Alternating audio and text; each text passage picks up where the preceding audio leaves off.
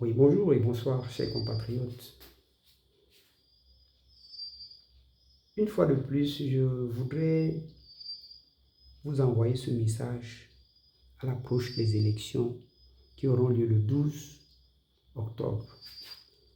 Et ce message que j'adresse va dans la continuité d'une réplique que j'avais faite sur la question du tribalisme qui est aujourd'hui un élément central des conversations lorsqu'on parle des questions politiques. Et malheureusement, cela est dû au fait que depuis de longue date, ce thème est utilisé et jamais les efforts n'ont pu être faits pour pouvoir l'étayer afin que chacun sache ce qu'il en est et quel comportement il devrait avoir. D'abord, quand les gens parlent de tribalisme, il faut rappeler que le tribalisme vient du mot tribu. Et en comparaison ou par analogie, une tribu peut être assimilée à une ethnie. Et quand on parle d'ethnie ou de tribu, cela renvoie à un peuple, un groupe de personnes, une communauté qui a une culture propre et qui a son mode de vie et qui occupe un espace spécifique. Et d'ailleurs, dans le monde entier, nous pouvons constater que ces différences existent, elles sont nettes, elles sont pratiquement naturelles et personne ne peut en discuter. Et c'est des différences, c'est des situations ou des États qui ont préexisté aux États, qui ont préexisté aux États que nous avons aujourd'hui, c'est-à-dire aux nations.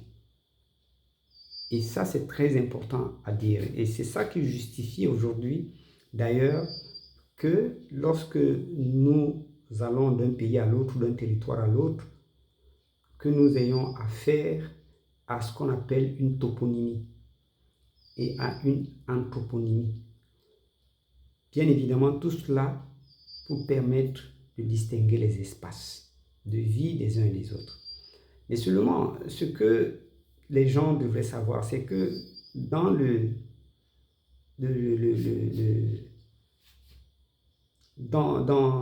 dans ce corps, n'est-ce pas, de mots, il faut que nous puissions savoir que si nous parlons d'ethnie, on peut parler de l'ethnicisme ou de l'ethnicité. C'est tout comme on parlait du tribalisme et de la tribalité. Maintenant, quand vous prenez l'ethnicité et la tribalité, cela est simplement la manifestation de l'identité culturelle d'un individu ou d'un groupe.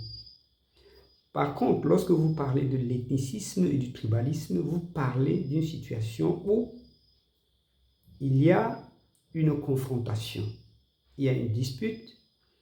Vous parlez d'une situation où il y a hostilité. Mais maintenant, le vrai problème qui se pose à nous, c'est de savoir qu'est-ce qui peut générer l'hostilité. Et nous savons tous, sans ignorer, que ce qui peut générer l'hostilité, ça pourrait être le fait simplement que une personne ou un groupe de personnes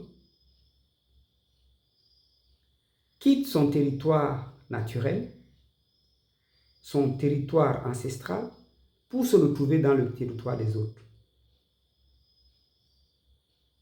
Alors, ce qu'il faut savoir, les gens voudront nous dire que oh, la loi dit que on peut aller où on veut, la Constitution garantit cela, mais c'est faux. Pourquoi? Parce que, en fait, il faut savoir que chaque communauté a son corpus de droits. Chaque communauté a dans son vocabulaire des expressions qui désignent chaque catégorie de personnes. Donc forcément, quand vous êtes dans une communauté qui est étrangère, vous ne pouvez être considéré comme un étranger, c'est-à-dire un allochtone. Et la nécessité ici, c'est simplement que les uns et les autres apprennent à être allochtones quelque part et autochtones chez eux. Et c'est ça ce qui est à considérer en premier. Parce que bien que nous soyons tous des humains, le respect du voisin s'impose. Le respect des cultures des autres s'impose. Le respect des territoires des autres s'impose. Mais malheureusement, aujourd'hui, la quête des biens et puis la naissance des États a voulu qu'aujourd'hui, on impose aux gens de considérer qu'ils appartiennent à un même territoire, qui constituent un seul même peuple, qui sont d'une même nation, sans pouvoir pour autant encadrer les relations entre les communautés. Et aujourd'hui, quand on parle de tribalisme, malheureusement, les gens n'arrivent pas d'abord à s'appréhender de ces éléments qui sont des éléments essentiels. Maintenant, en fait, quand nous disons que l'ethnicité ou la tribalité, c'est l'expression identitaire d'une communauté, d'une personne par rapport à sa culture, le tribalisme, lui, comme nous le disions, est une situation d'hostilité qui naît de l'égoïsme de certains. Parce que lorsque nous regardons clairement à cette situation, nous pouvons constater qu'il n'y a pas de possibilité d'ethnicisme ou de tribalisme tant que des personnes étrangères à une communauté quelconque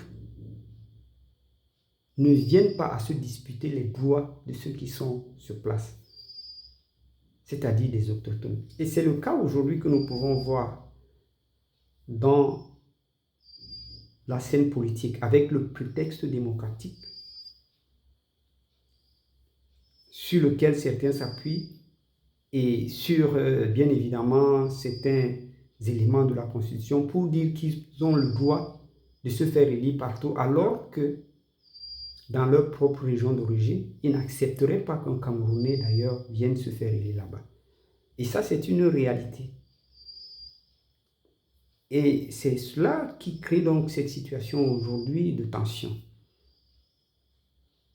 N'oublions pas que ces attitudes hégémoniques de vouloir s'approprier des choses dont on n'a pas droit est aujourd'hui à l'origine de très nombreux conflits, même les conflits sanglants, les conflits meurtriers. Nous savons aujourd'hui qu'il y a plein de conflits au Cameroun, du nord au sud, de l'est à l'ouest. S'ils ne sont pas des conflits liés au foncier, c'est des conflits liés à d'autres intérêts matériels. Nous voyons aujourd'hui le tribalisme qui s'exprime à travers l'exclusion de certains Camerounais de certaines sphères de la fonction publique, de certaines sphères politiques, et j'en passe. Donc il est très important que nous prenions note de ce que chacun de nous doit apprendre à être autochtone chez lui et alloctone ailleurs. Parce que ce qui donne à quelqu'un d'être autochtone, quelque part, est lié à sa généalogie, est lié à sa culture originelle. Cela n'est en aucun cas lié au fait qu'on a dit dans la Constitution que le Camerounais est partout chez lui.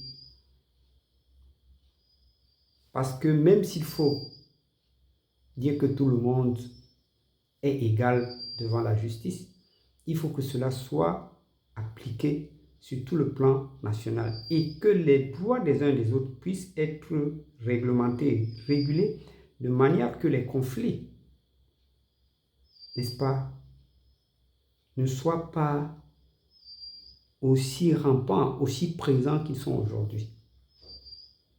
C'est donc en acceptant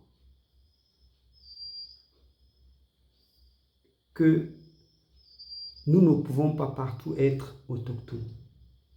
C'est en essayant d'être, n'est-ce pas, des gens qui ont de l'estime de soi que nous pourrons parvenir à la résolution de ce problème.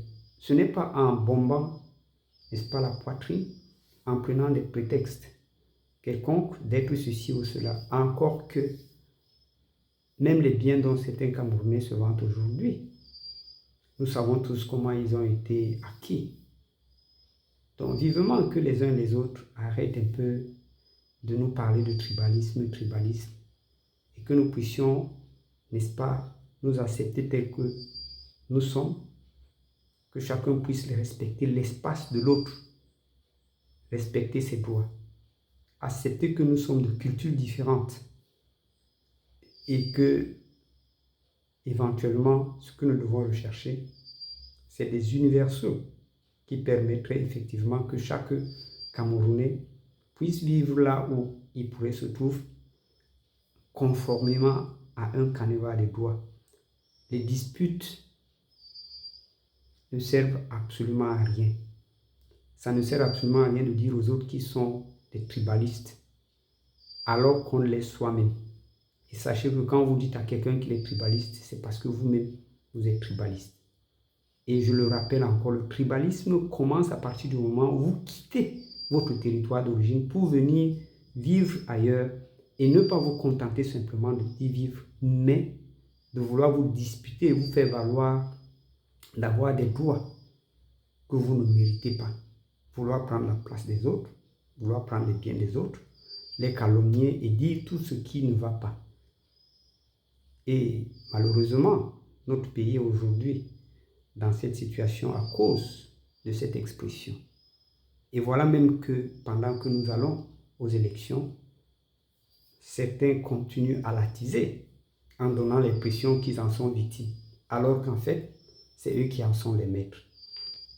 Vivement donc que les uns et les autres puissent se retenir, puissent prendre conscience de ce qui ne doivent pas être ceux qui vont perturber la cohésion sociale dans le pays.